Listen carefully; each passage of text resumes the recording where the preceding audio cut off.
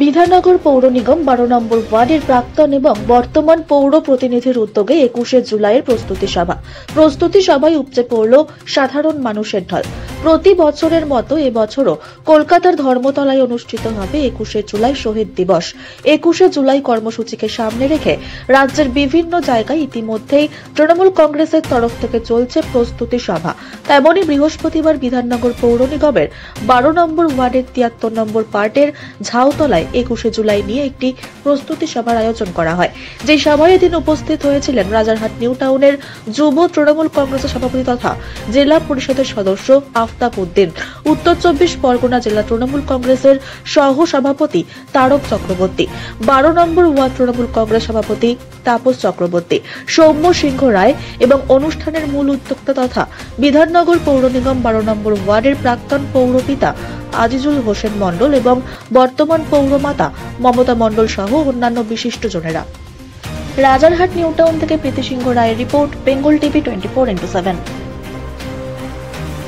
1993 সালে সেই শহীদ 21শে জুলাই যারা শহীদ হয়েছিল তাদের স্মরণে, শুধু তারা নয়, যে কোনো রাজনৈতিক আন্দোলনে যারা শহীদ হয়েছিল সকলের স্মরণে শহীদ তর্পণে আমরা ধর্মতলা পাঁচমাথার মোড়ে যাব। প্রতি বছরও যাই, 93 সালের পর থেকে এবছরও আমরা যাব। মমতা বন্দ্যোপাধ্যায় শহীদদের ডাকে যে স্মরণ সভা ডাক দিয়েছেন, সেই স্মরণ সভাতে বাংলা থেকে লাখো লাখো মানুষ, যুবক থেকে শুরু করে বৃদ্ধ মহিলা সবাই শহীদ দিবসে যাবে। মমতা বন্দ্যোপাধ্যায় আগামী দিনে কি কর্মসূচি, কি লক্ষ্য, সেটাকে সামনে রেখে সেটা বলার জন্য আমরা শুনতে যাবো। দাদা, নিউ টাউনে 12 নম্বর ওয়ার্ডে সামনে সব থেকে বড় একটি গেট করেছে, মানে 21শে জুলাইয়ের উদ্দেশ্যে। দেখুন, 12 নম্বর ওয়ার্ডে যেহেতু চিনার পার্কটা পড়ে, এই চিনার পার্কে সবসময় প্রতি বছরই বড় ওভারগেট হয়। যেহেতু এবছর ওখানে মেট্রো রেলের কাজ হচ্ছে, তার জন্য না হলে অনেক আগে থেকেই হতো। তো এবারে ছোট, মানে এবারে অন্যান্য বারের থেকে এবারে তুলনায় কিছুটা ছোট হয়েছে মেট্রো রেলের জন্য। তো এখানে কালো ভাই আছে, কালো ভাইকে দায়িত্ব দিয়েছে বিধায়ক। তো কালো ভাই সেই কাজটা অত্যন্ত সুন্দরভাবে করেছে, আগেও করতো। তো এবারে সেই ওভারগেটটা এখানে হয়েছে। দেখুন, এখানে সব জায়গায় কম বেশি প্রচারে তৃণমূল কংগ্রেস সবসময় আছে। কোথাও দেয়াল লেখা হয়েছে, কোথাও ব্যানার করা হয়েছে, কোথাও ওভারগেট করা হয়েছে, প্রচারের জন্য করা।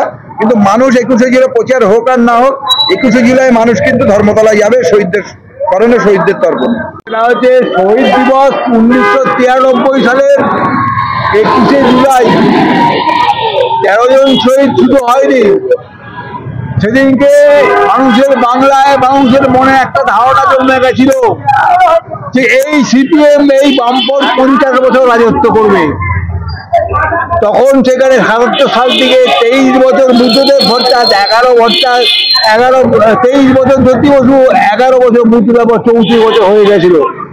মমতা ব্যানার্জি সেই 1993 সালের 21শে জুলাইয়ের মহাকরণ ঘেরাও আন্দোলনের দেয়ালে, আকাশে, পশ্চিম বাংলার, ভারতবর্ষের আকাশে বাণী হয়েছিল যে জ্যোতি বসু তোমারে ধরে বদিবে যে 30 হরিষ্ঠানের দৃষ্টিতে এসে বাড়ি শেষে।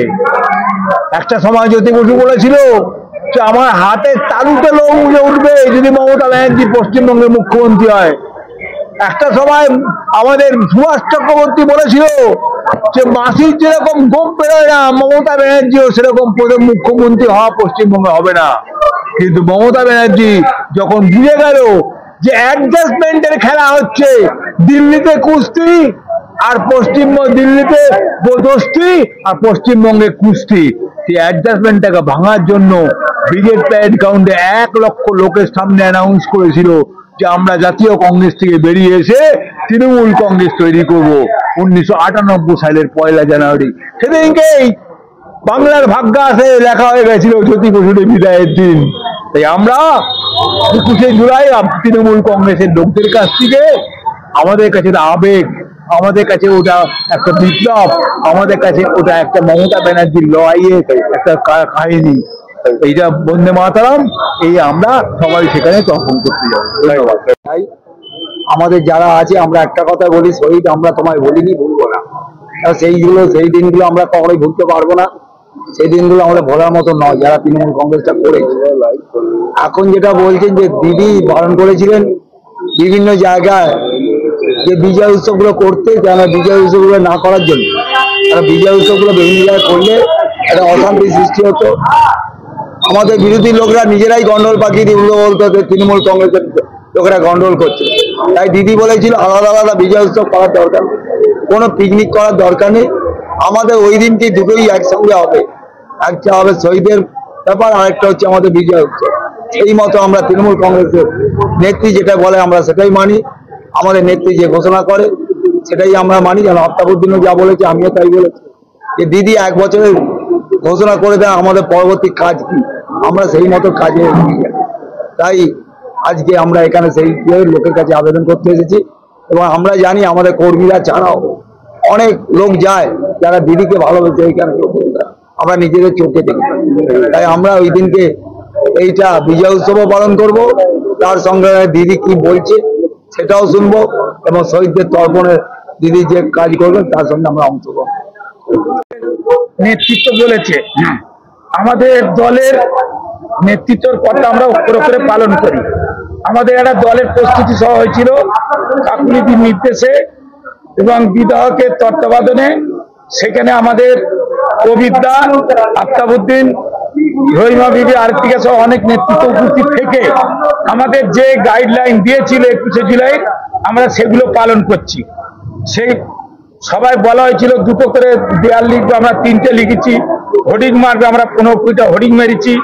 আমাদের বলা হয়েছিল গেট করতে, আমরা গেট করেছি। আমাদের বলা হয়েছিল 2টো করে সভা করবে, আমরা করেছি।